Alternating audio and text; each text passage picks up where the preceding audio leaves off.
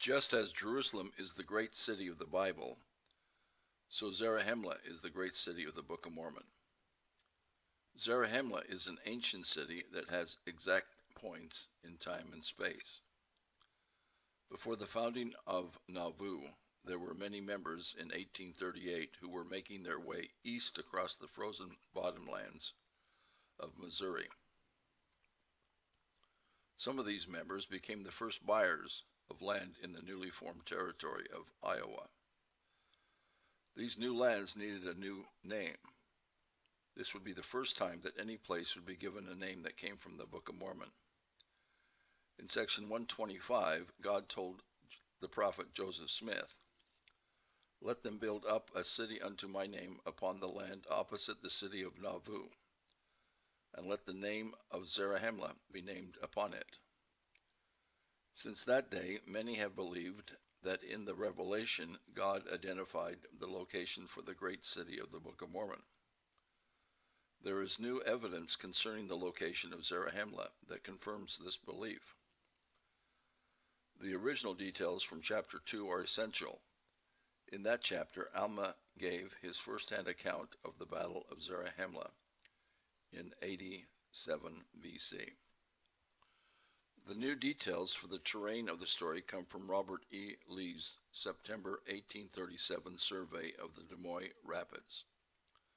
The joining together of story and place is important for the foundation of a truthful account.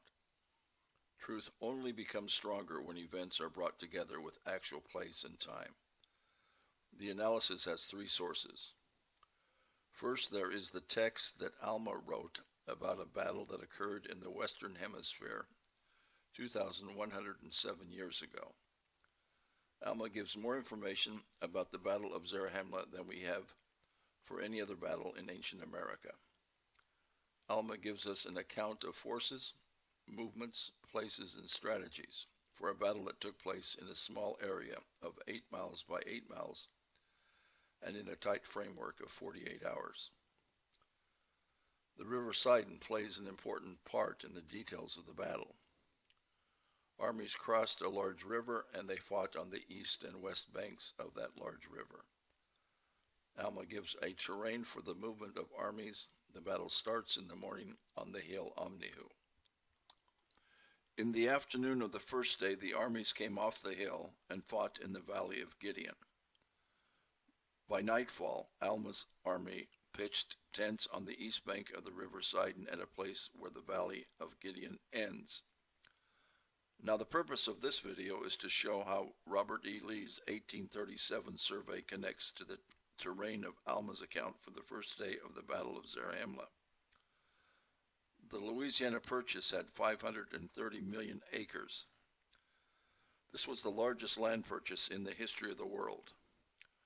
Robert E. Lee's 1837 Des Moines Rapids survey was by far the best survey ever made of the land that involved the Louisiana Purchase. His survey took more than 100 men working 3 years to finish.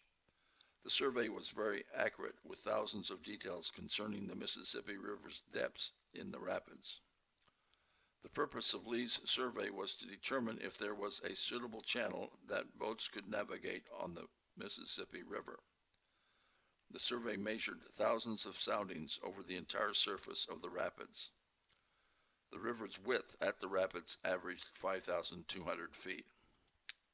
The elevation of the land surface fell 22 feet over 11 miles of rolling waters. The rapids had a total surface area of about 7,000 acres. This was a big project that required the careful attention of one of the United States Army's best officers. Robert E. Lee spent as much time surveying the Des Moines Rapids as he would later in his life spend leading the Army of Northern Virginia. The original survey has a place of honor in the United States National Archives. The details of the full survey are available on the Library of Congress's website. A careful examination of the survey shows that there is one place where it would have been possible to walk 5,200 feet across the Mississippi River.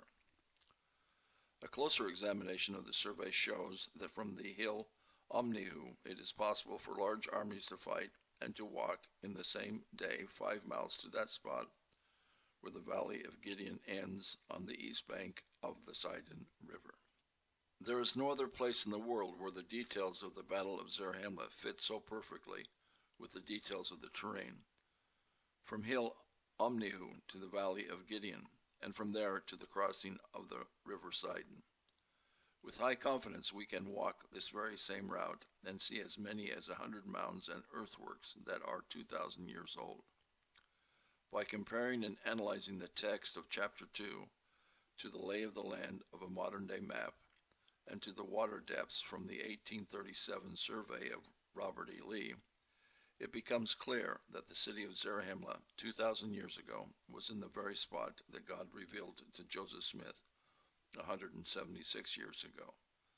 Let's mark this spot, where Alma's army marched across the river Sidon. This spot is now another spot for fixing the geography of the Book of Mormon in its original setting. For 200 years, anyone who was interested could find the location of the hill Cumorah by reading the accounts that Moroni gave to Joseph Smith. Now we can put another pin on the map. With 2 pins on the map, it will become easy to fill in the puzzle. Let's take the tools of modern science to fill in the blanks.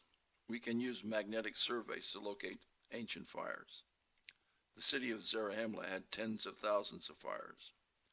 When we find a high frequency of fire pits in the ground, we will know that we are over the streets of Zarahemla. Let's use the incredible tools that are available for underwater research. Every ancient warrior had at least 40 pounds of armor and weapons. Many of these people dropped some of these things in the water as they walked 5,200 feet across the rapids of the river Sidon. There are the earthworks and burial mounds on the hill Amnihu and in the valley of Gideon. Let's revisit these sites to map their exact positions. Is it not marvelous that Joseph Smith's burial place is at a place where ancient people living more than 2,000 years ago are buried? God has preserved these places as a means of giving testimony for the Book of Mormon. With these spots now on a modern map, we can begin to identify the location of 500 places that are mentioned in the Book of Mormon.